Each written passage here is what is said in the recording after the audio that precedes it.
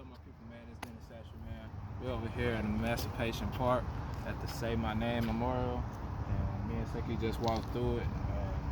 It's unbelievable how many pictures you see on there. Each one of the corners have a different picture, you know. So when you're walking through there, it's just unbelievable how many people that's up there, man.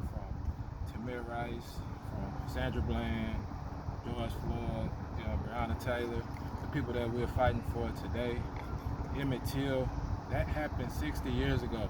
We still fighting this from 60 years ago. This don't make no sense, man. Something has to change. At this point, we demanding change, you know. Look.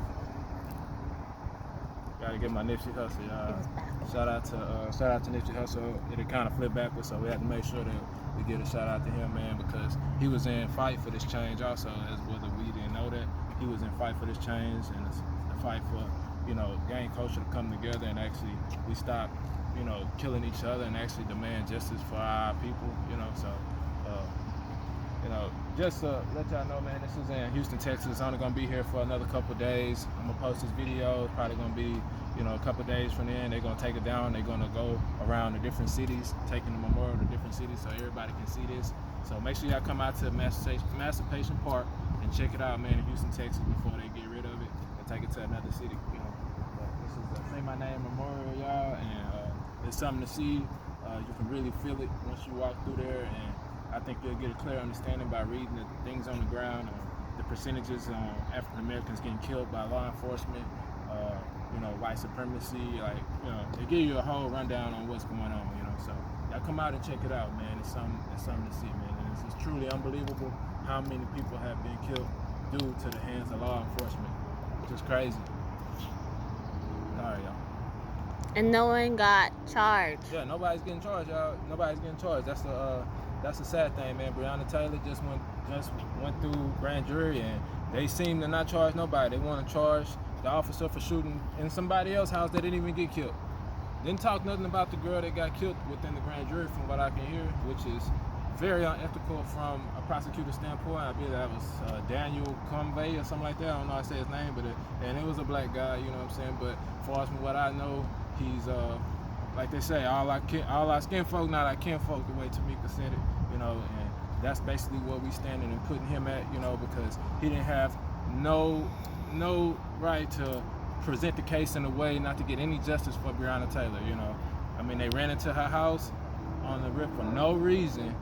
Her boyfriend ended up shooting back, and they say that's the reason why the cops are able to lethally shoot back and kill Breonna Taylor, which is not right, because they shouldn't have came to the house in the first place. They did not announce. Only one person said they heard they announced, and that person there changed their story and said that they didn't, you know. So we're not understanding the case. Nobody understands it. It's hurting everybody out here just to know that a police officer can come in your house, shoot you, and you don't get no justice because you're African American. That's simple as that. That's how that case ran, you know. So we're still in the fight for that, man. If y'all see any petitions on the board to make sure that we get another case, another grand jury hearing on that case, because it needs to have another grand jury hearing. That grand jury hearing wasn't right. It wasn't ran down right. It wasn't read to the grand jurors right.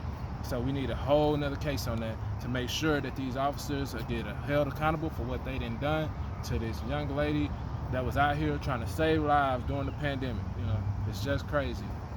But yeah, let's make sure that we stand up and we fighting on the right side of the fence, fighting for justice, y'all. And make sure that you are registered to vote, and make sure you get out there and vote. And just so I be clear, let's vote Biden and Harris ticket. It's no more just saying just vote anymore, because some people get it twisted in their head, I can see, you know. So let's make sure we vote Biden and Harris so we can get Trump out, because there's just so much hate with him being here. Maybe his policies may fit your policy, but if you voting for him, you voting for racism, you know, you voting for white supremacists, you know, you voting that way.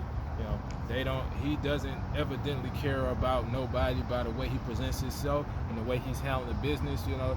He doesn't have no integrity about what he says, what he talks about. So let's make sure we vote the right way, y'all. Vote Biden and Harris.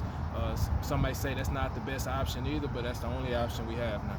You know, so that's the way that I'm voting, and that's the way that I hope that most of the American people will vote. At least we'll have some respect and dignity about ourselves when it comes to this country, and we can get back on the right track on getting equality and getting police brutality out the way, as far as when it comes to African Americans. So we need a whole regime change, and I believe it won't happen underneath Trump the way that he's handling his business right now. You know, he's only enticing the violence. He's not stopping it. He can make plenty of statements and really calm down people, but he don't want to make that statement. All he want to do is entice it and say he's going to send his army in, which is not right, which we should not be doing, should not be threatening to bring the army in and create a whole civil war on people that actually want to be here, that actually love this country, just want to be treated fair and equally. That's it. You know, that's all he wants. That's all African Americans want in this country, to be treated fair and equally and given a